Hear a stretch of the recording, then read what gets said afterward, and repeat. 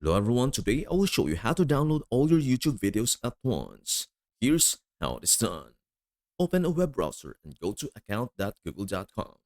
Make sure you are logged in to the Google account linked to your YouTube channel. Click Data and Privacy in the left menu. Scroll down to Data from apps and services you use, and click Content Saved from apps. Find YouTube and click Download. This takes you to Google Takeout.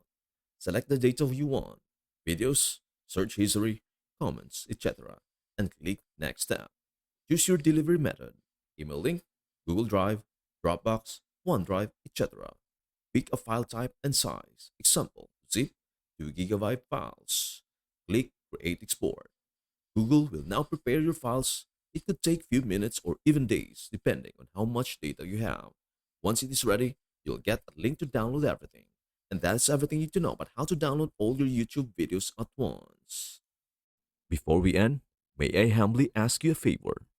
Please do like, share, and subscribe to our channel. This means the world to us. Thank you so much for watching. We hope to see you in our next video.